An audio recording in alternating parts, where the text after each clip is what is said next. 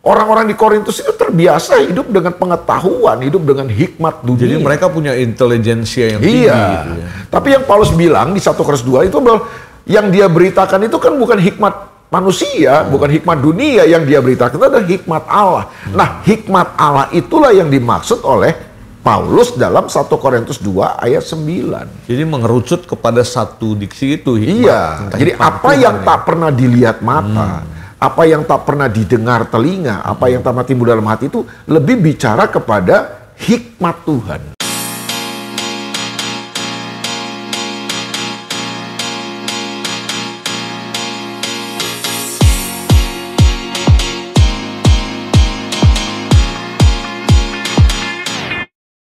Shalom Bapak Ibu Saudara, puji Tuhan saya senang sekali berjumpa dengan Bapak Ibu Saudara lagi melalui program kesayangan kita tentunya, Garansi, Gali Kebenaran Sejati. Membahas yang esensi bukan yang sensasi. Saya percaya ketika Garansi hadir, maka akan ada sesuatu yang akan merubah paradigma kita, perspektif kita tentang kebenaran, utamanya tentang kebenaran firman Tuhan. Yang selama ini mungkin kalau saudara masih punya pemahaman yang keliru atau yang keluar jalur dengan menonton Garansi, kita harapkan bahwa saudara punya pengertian yang lebih dalam lagi. Dan seperti biasa, sampai hari ini saya masih ditemani oleh seorang hamba Tuhan yang setia, yaitu Pastor Elia Duta Makarawang. Apa kabar Kak El? Puji Tuhan, baik Bet, sehat. Baik, Tuhan sehat-sehat selalu ya. Sehat. Udah ngopi dulu Kak? Belum? Oh udah tadi. Jadi ngopinya bukan pajangan, kita ngopi dan ngeteh dulu lah ya. Siap. Ya. Wih, berat. Supaya pikirannya terbuka ya kan. Jadi pembahasannya makin dalam. Mesti supaya kopi itu kan ketika orang perlu inspirasi, Bet. Oh itu ininya ya, apa akronimnya ya. Ketika orang perlu inspirasi, kopi. Jadi makanya membuka ngopi wawasan. dulu. Nah gini kayak hari ini kita akan melihat seringkali kan kalau kita membaca Alkitab ya ada ayat-ayat yang mungkin sukar dipahami, tetapi juga ada ayat-ayat yang mungkin bisa dipahami secara cepat, tetapi kadang-kadang konteksnya nggak seperti gitu. Contoh ya hari ini kita angkat satu ayat misalnya dari 1 Korintus 2 ayat 9 yang bilang begini kan, tetapi seperti ada tertulis apa yang tidak pernah dilihat oleh mata dan tidak pernah didengar oleh telinga, dan yang tidak pernah timbul di dalam hati manusia, semua yang disediakan Allah untuk mereka yang mengasihi Dia. Nah ayat itu kadang-kadang kan ditarik keluar konteksnya, kemudian ya banyak tafsir lah, multi tafsir, ada yang bicara berkat, ada yang bicara sesuatu yang khusus yang Tuhan beri bagi kita tanpa melihat sebenarnya keseluruhan 1 Korintus 2 ayat 9, atau kalau kita baca seluruh ayat ini mau bicara arahnya kemana gitu. Mungkin KL bisa jelaskan dari perspektif teologi yang benar gitu ya. Jadi gini, memang kita harus akui ya sekarang ini kan dalam kekristenan masa kini tuh ada banyak ayat-ayat yang terkenal ya Bet ya. Nah salah satunya ayat ini nih. 1 Korintus 2 ayat 9 ini kan ayat yang cukup terkenal lah ya kan. Bahkan ada lagunya kan. Iya, ayat hafalan ya. Udah dibikin lagu juga, dan orang Kristen tuh juga kalau apa-apa gitu kan, kesaksian atau apa tuh seringkali keluar ya kan. Apa yang tak pernah dilihat oleh mata, apa yang tak pernah didengar telinga, itu yang Tuhan sediakan buat kita ya kan. Nah ayat-ayat yang terkenal ini yang seringkali dihafalkan oleh orang, tapi seringkali kita memberi maknanya berbeda kan. Maksudnya kita memberi maknanya sangat bias dari maksud utama daripada ayat itu ditulis sebenarnya kan. Jadi sehingga pemaknaannya jadi dangkal, dan kadang-kadang bukan sekedar dangkal ya, malah kadang-kadang udah melenceng juga karena itu yang seringkali kita bahas kan di Garansi ini ya. Ada comotlogi itu kan. Comotlogi dan cocokologi. Jadi ada banyak orang yang suka mencomot ayat ini, lalu kemudian diberikanlah makna-makna kepada hal-hal yang sifatnya materi, sifatnya kebendaan dan lain sebagainya kan. Ya jujur aja kalau ayat ini seringkali kalau disebutkan atau dibacakan, konotasinya apa buat orang Kristen masa kini kebanyakan Kebanyakannya adalah orang kan langsung persepsinya atau langsung orang langsung pemahamannya lebih berkat kebendaan, sesuatu yang materi kan sifatnya kan. Betul. Makanya kemudian muncullah orang-orang yang suka bersaksi. Wah, misalnya dia dapat rumah, dia mungkin sebenarnya lalu kemudian dapat mobil, dapat apa, terus kesaksian apa yang tak pernah dilihat mata, nggak pernah didengar telinga. Padahal sebenarnya ayat ini kan kalau kita mau baca dengan seksama, ya kan, konteksnya itu adalah Rasul Paulus sedang membahas tentang hikmat yang benar. Oh, jadi pada satu kata itu hikmat dia. Jadi coba deh lu baca judul perikop di atas ayat 6. Itu kan ayat 9 ya, 1 Korintus 2 ayat 9. Iya. Nah, kalau lu di Alkitab bahasa Indonesia, terjemahan bahasa Indonesia ya, itu kan di atas ayat 6 itu ada judul perikop. Yaitu hikmat yang benar. Ya, memang judul perikop ini kan yang memberikan adalah Lembaga Alkitab Indonesia ya. Tapi sebenarnya kan judul-judul perikop ini memudahkan kita untuk membacanya, kan? Membantu kita untuk membaca. Dan memang konteks daripada 1 Korintus 2 ayat 9 itu adalah Paulus sedang berbicara tentang hikmat. Bahwa di dunia ini ada banyak hikmat, ya kan? Iya kan? Kemudian kalau kita mulai baca dari 1 Korintus 1 ayat 1, 1 Korintus 2 1 Korintus pasal 2, Paulus sedang berbicara karena orang Korintus ini kan terkenal sekali kan, mereka ini orang-orang pinter, orang-orang yang punya intelektualitas yang luar biasa kan, gitu kan. Ya, jadi waktu itu kan yang menguasai pemerintahan adalah Kekaisaran Romawi. Tapi masa itu, pada masa itu. Tapi kan pengetahuan, budaya dan lain sebagainya itu banyak dipengaruhi oleh Yunani kan. Makanya teks Perjanjian Baru itu kan bahasa Yunani. Yunani nah, Yunani kan terkenal dengan filsufnya, dengan filsafat dan lain sebagainya.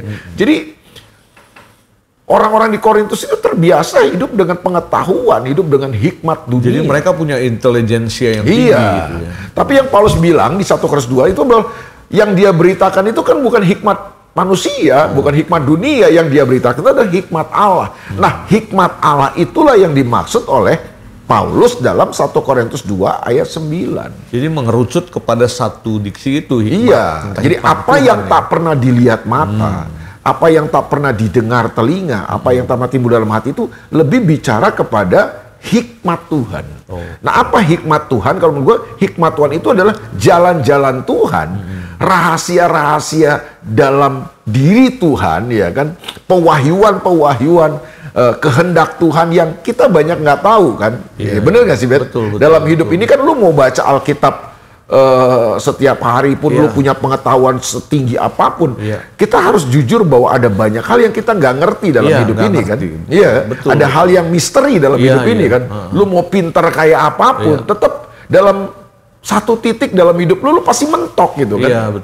Lu nggak bisa dengan semua kepintaran lu, dengan semua pengetahuan lu pasti satu saat akan mentok. Nah, itulah hidup. Otak manusia itu terlalu kecil kan untuk bisa mengerti segala sesuatu yang terjadi dalam kehidupan ini. Betul. Misalnya contoh, ada orang-orang yang mengalami masalah, ya kan, mengalami situasi yang sulit. Dia nggak mengerti kenapa saya mesti ngalami ini, kan? Kenapa bukan orang lain, ya kan? Kenapa saya yang harus mengalaminya? Kenapa bukan si ini, bukan si A, bukan si B, ya kan? Ya kan? Ada yang mungkin orang berpikir, kok itu dia udah jahat, melakukan yang jahat, tapi kok dia nggak kenapa-kenapa kan gitu kan. Jadi kan ada banyak rahasia, ada banyak misteri dalam kehidupan kita. Nah, itulah yang Tuhan mau kasih tahu. Jalan-jalannya, rahasia-rahasianya, hikmatnya dalam hidup. Nah, waktu kita ketemu masalah dalam hidup kita ini, ketemu persoalan, ketemu penderitaan, ketemu kesulitan, apapun lah itu bentuknya. Sebenarnya yang kita butuhkan itu adalah jalan keluar kan. Nah, jalan keluar itu tuh hikmat Tuhan. Jadi Tuhan tuh mau kasih hikmatnya kepada kita gitu loh, Bet. Iya kan? Hikmatnya lewat firman Tuhan ini. Jadi makanya firman Tuhan itu kan kaya akan hikmat di dalamnya. Hikmat Tuhan itu kan. Nah, dia itu mau beritahu kepada kita, dia mau wahyukan itu kepada kita supaya kita ngerti, ya kan? Dia bukan sekedar mau kasih jawaban dan pertolongan. Tuhan tuh dalam hidup kita dia mau kasih jalan keluar. Hikmatnya itu. Pengertian-pengertian, ya kan? Pewahyuan. Nah, waktu kita dapat hikmat, kita dapat pewahyuan dari Tuhan, kita dapat revelation itu, kita tahu jalan-jalan Tuhan. Nah, waktu kita hidupi dalam ketaatan kepada hidup kita akan ketemu jalan keluar demi jalan keluar, jawaban demi jawaban. Nah, itu yang penting sebenarnya. Iya. Jadi bukan bicara tentang dapat rumah, dapat mobil. Ya, kita percaya Tuhan bisa kasih berkat materi dalam hidup kita ya Tuhan. Tapi kan dalam hidup ini kan nggak selalu materi kan. Gitu. Ada hal yang jauh lebih tinggi dari materi itu ya. Nah, pertanyaannya apakah hikmat Tuhan itu kita butuhkan dalam seluruh aspek hidup kita? Pasti. Kita butuhkan. Iya. Dalam membangun rumah tangga, menghidupi kehidupan rumah tangga, kita butuh hikmat ya kan? Iya, betul. Ada banyak hal yang kita nggak ngerti tentang istri kita, tentang suami kita ya kan?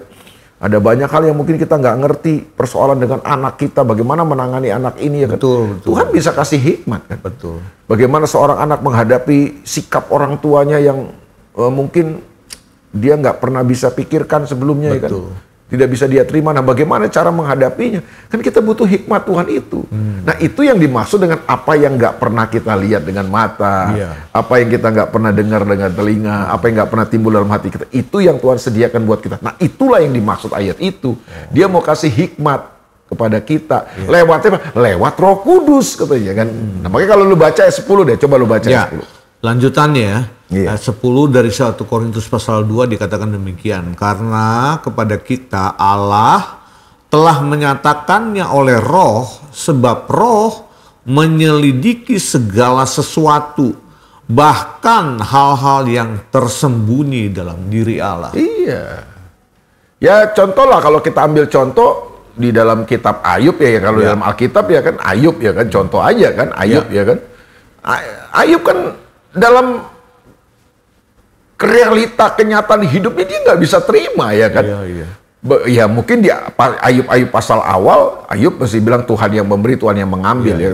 Tapi lama kelamaan kan Ayub bingung juga dalam hidup ini. Kenapa saya harus mengalami kenapa saya harus mengalami ini? Apa dosa saya? Apa salah saya kan gitu kan? Bahkan ketika teman-temannya datang menghakimi Ayub kan pertahanannya Ayub jebol juga. Betul, betul.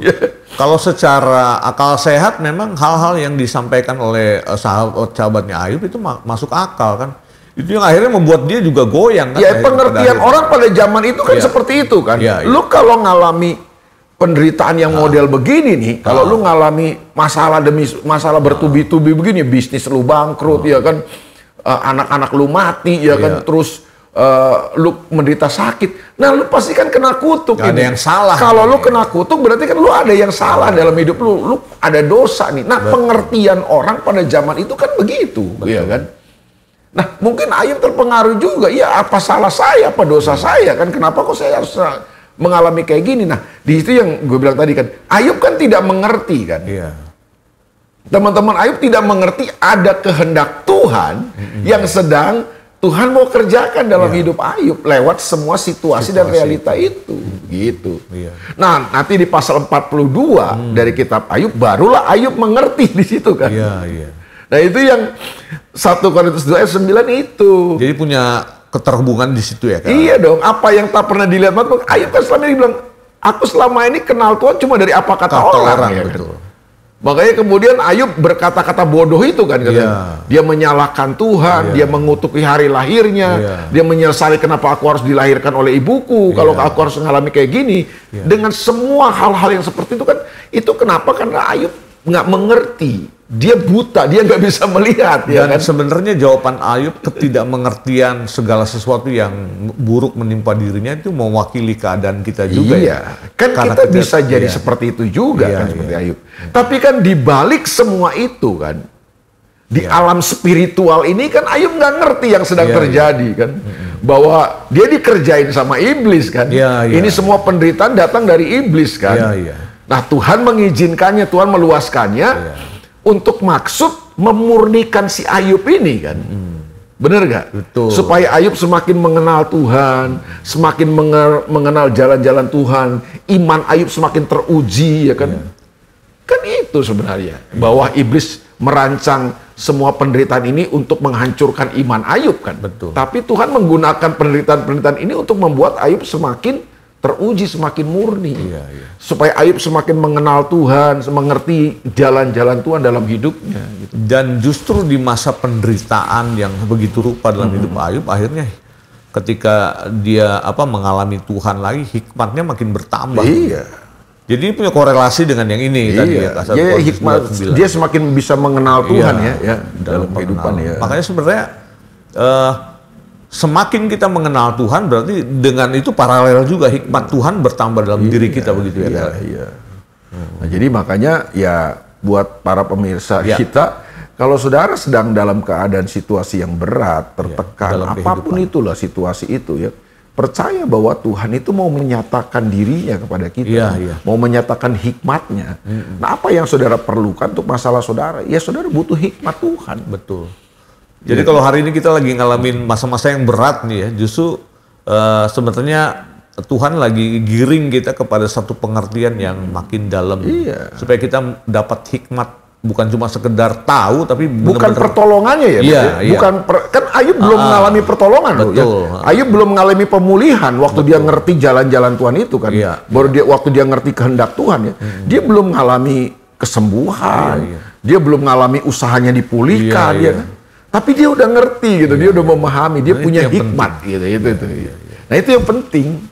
Karena memang orang kalau secara psikologi dan kejiwaan ya, kayak orang lagi ngalamin penderitaan yang berat tuh rasanya sulit gitu untuk memahami jalan. Jangankan kita bilang bahwa memahami jalan Tuhan ya, untuk ingat Tuhan dan berdoa aja rasanya berat loh. Kalau orang udah bertubi-tubi gitu ya, misalkan udah lay off dari pekerjaan, terus kemudian di waktu yang sama kemudian kita harus mengalami ini dan itu, rumah tangga goncang, kemudian kebutuhan anak-anak misalnya, ada yang mau kuliah, ada yang mau sekolahnya udah mau habis gitu kan, itu kan secara pikiran kita bisa, orang secara umum bisa bilang, wah kak nggak gila aja lu udah bagus kan gitu. Iya. Jadi sampai Ayub kemudian bisa mengampuni sahabat-sahabatnya, berdoa buat sahabat itu kan Ayub belum dipulihkan hartanya, sakitnya belum, tapi Ayub mulai mengerjakan apa yang menjadi kehendak Tuhan buat hidupnya. Iya sih. Baru setelah itu dia mengalami pemulihan, itu yang bilang, nah sayangnya kan kita selalu kan kepengen jawaban cepat kan. Iya. Tuhan mau mengasihnya jalan keluar. Apa bedanya jawaban sama jalan keluar? Ya kalau jawaban kan kita seolah-olah ya, kalau menurut pemahaman gua nih, ya kita mendesak dalam tanda kutip Tuhan untuk segera melakukan tindakan menurut kemauan kita gitu. Iya, akhirnya kalau jawaban itu kan kita instan kan. Nah Tuhan nggak mau jadikan kita anak-anaknya yang punya mental instan. Ya kan kita cuma mau lihat hasil kan, jadi kita nggak mau lewati prosesnya.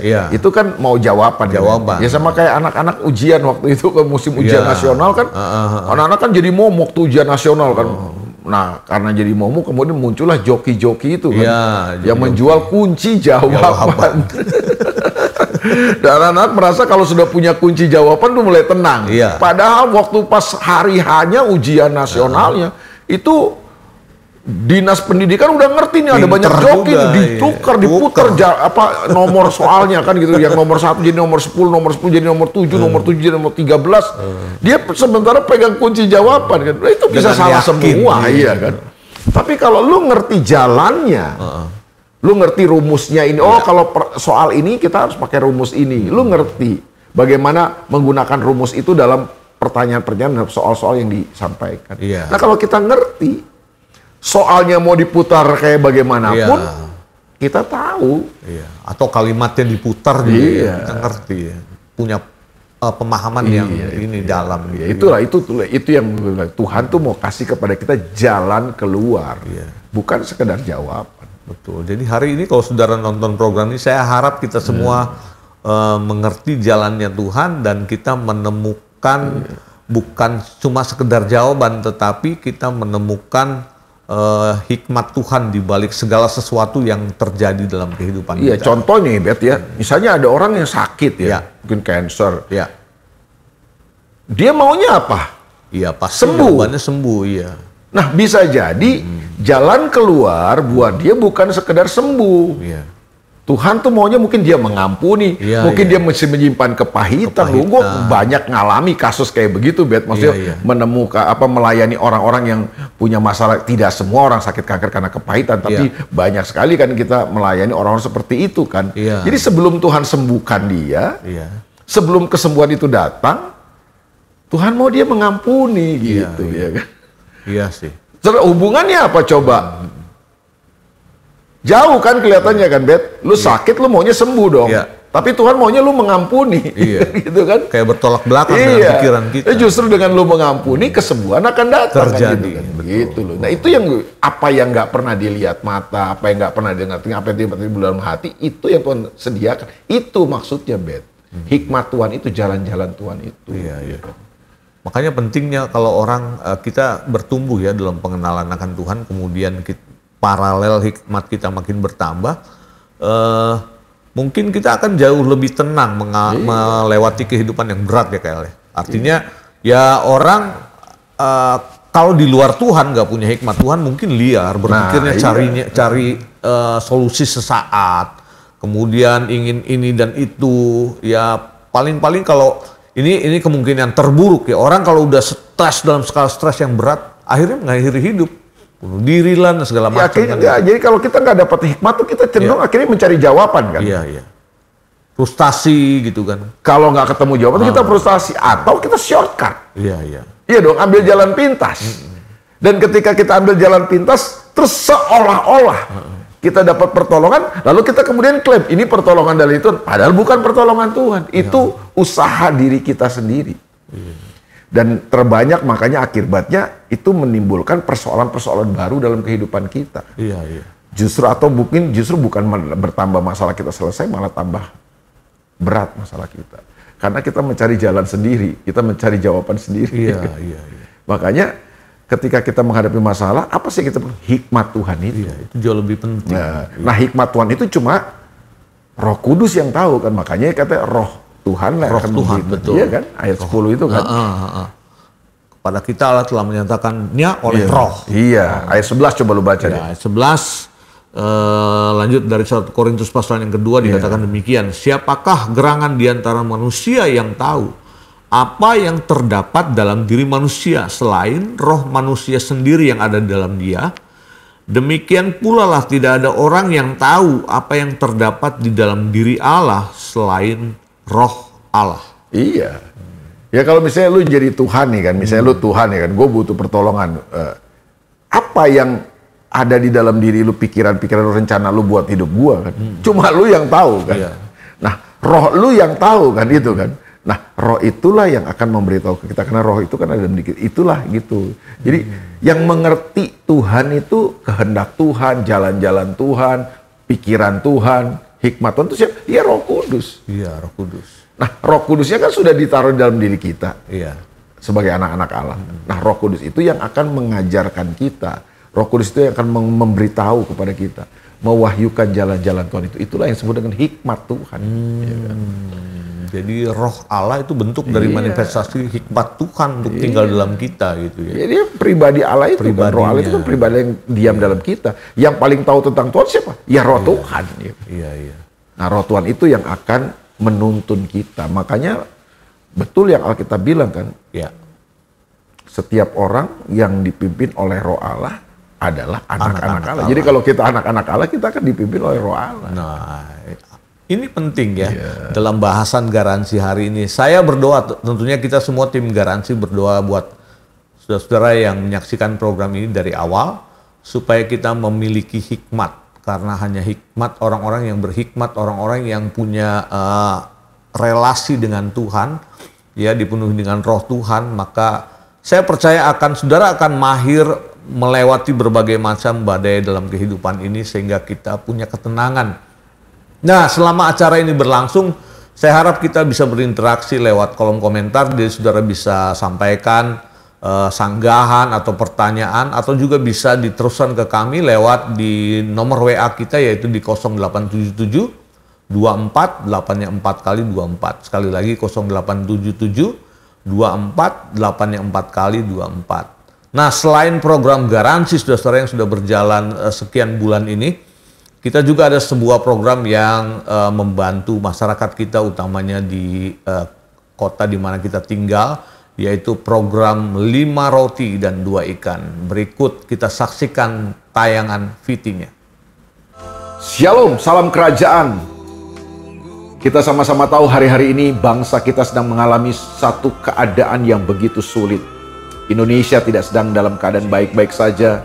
Ada banyak orang yang mengalami kesulitan, ada banyak orang yang susahan, gelombang PHK terjadi di mana-mana. Ada banyak orang kehilangan pekerjaan, mereka sulit untuk mencari pekerjaan, sulit untuk makan. Angka kemiskinan bertambah banyak di tengah-tengah bangsa kita.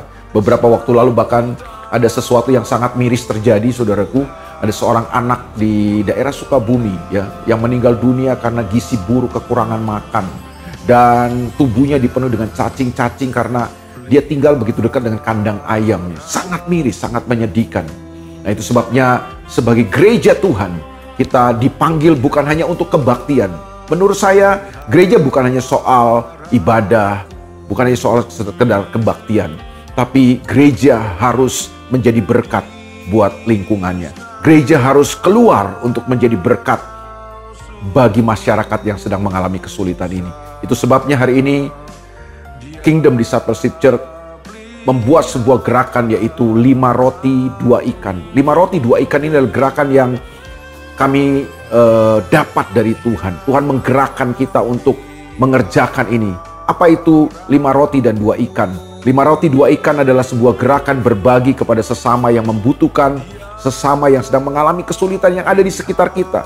Gerakan ini mungkin kecil, tapi kita percaya dari yang kecil ini, waktu kita serahkan kepada Tuhan, Tuhan sanggup memberikan sesuatu yang besar, mempunyai dampak yang besar. Small contribution make a big impact. Saya percaya seperti 5 roti 2 ikan diserahkan kepada tangan Yesus, ke dalam tangan Yesus, Yesus sanggup mengerjakan 5 roti dan 2 ekor ikan ini menjadi sesuatu yang besar dan memberkati banyak orang. Seperti kisah di Alkitab, waktu Yesus melihat orang banyak itu, mereka berhari-hari ikut Yesus dan mereka menjadi lapar. Tuhan memerintahkan kepada murid-murid itu memberi mereka makan. Yang ada pada murid-murid cuma 5 roti dan 2 ikan. Tapi ketika diserahkan ke dalam tangan Yesus, Yesus sanggup melipat gandakannya. Saya percaya hari ini, waktu kita bergerak, Tuhan sanggup bekerja di luar batas kemampuan kita. Dia yang bisa melipat gandakan, dan sehingga gereja memberkati banyak orang lewat gerakan ini. Saya mengajak saudara untuk bisa memberi kontribusi, berpartisipasi dalam gerakan 5 roti 2 ikan ini. Siapapun saudara dan berapapun kontribusi saudara, itu sangat berarti buat masyarakat yang sedang membutuhkan. Tuhan memberkati saudara.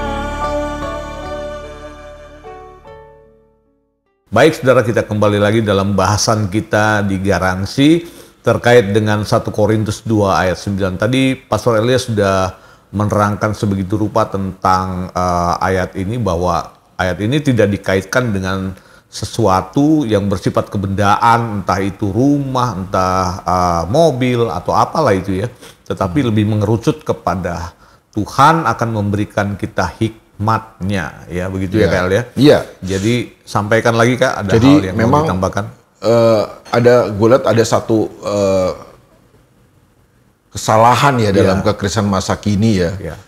Ya tidak semua memang, tetapi banyak ya ini mengisi mimbar-mimbar kekristenan hari ini kan. Kita dibombardir dengan berita-berita tentang hal-hal yang sifatnya materi, kebendaan. Ya kita percaya Tuhan bisa kasih berkat secara materi, tapi kan kalau semuanya diarahkan ke berkat materi, berkat-berkat kebendaan, itu yang membuat akhirnya kita banyak menafsirkan ayat-ayat firman Tuhan ini dari sisi kebendaan dan materialistis. Ya kan, materi aja sifatnya. Padahal kan ada sesuatu yang jauh lebih mulia, jauh lebih penting dari itu ya untuk kehidupan kita ya. Jadi berkat Tuhan itu bukannya hal-hal yang materi. Betul. Bahkan berkat-berkat yang Tuhan sediakan terbanyak di Perjanjian Baru itu yang dibahas adalah berkat-berkat secara spiritual ya, sebagai rohani ya. Berkat-berkat yang tidak terlihat. Spiritual ya. blessing. Iya. Apa yang kelihatan itu kan terjadi dari apa yang tidak terlihat. Jadi yang tidak terlihat itu bukan tidak penting. Iya. Nah itu yang Tuhan mau siapkan buat kita, sediakan buat kita. Ya gitulah menurut gua sih, Bet ya. Iya. Jadi saudara-saudara, dengan memahami konteks firman Tuhan secara utuh ya, tanpa mengurangi atau mengeluarkan ayat ini dari konteksnya sehingga kita sembarangan salah menafsir, itu yang bahaya. Supaya kita juga harus melihat keseluruhan, apalagi kalau membaca Alkitab ini, jangan hanya satu ayat dicomot kemudian tanpa melihat ayat sebelumnya dan sesudahnya, begitu kan. Ini menghindari supaya kita tidak terjadi multitafsir ya.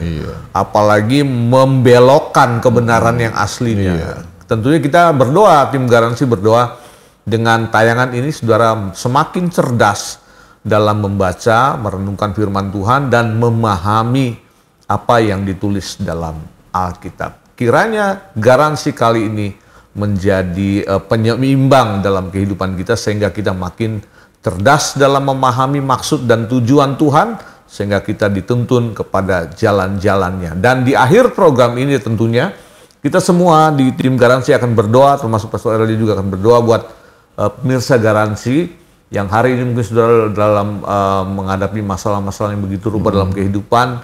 Kita mau berdoa, arahkan tangan saudara kepada layar kaca di mana saudara sedang menyaksikan program ini. Nanti Pastor Erli akan berdoa buat kita semua. Mari kita berdoa, saudara. Bapa, dalam nama Yesus, hari ini kami bersatu hati berdoa buat saudara-saudara kami, pemirsa dimanapun mereka berada yang sedang mengalami masalah, keadaan-keadaan yang sulit, sakit, penyakit, apapun itu persoalan mereka, problema mereka. Hari ini kami berdoa di dalam nama Tuhan Yesus. Nyatakan kuasa-Mu, nyatakan pertolongan-Mu, nyatakan mujizat-Mu. Bahkan lebih daripada itu, nyatakan hikmat-Mu. Nyatakan jalan-jalan-Mu dalam hidup mereka. Tuhan. Apa yang menjadi kehendak-Mu yang mereka perlu kerjakan dalam kehidupan. Dan waktu umat-Mu mengerjakan kehendak-Mu, mereka akan bertemu dengan jawaban dalam kehidupan mereka. Seperti yang Kau janjikan. Apa yang tak pernah dilihat mata. Apa yang tak pernah didengar telinga. Apa yang pernah timbul dalam hati. Itulah yang Tuhan sediakan buat setiap orang yang mengasihi Dia. Berdoa di dalam nama Tuhan Yesus Kristus. Amin. Amin. Puji Tuhan. Sampai berjumpa di Garansi episode yang akan datang. Tuhan memberkati kita semua. God bless you.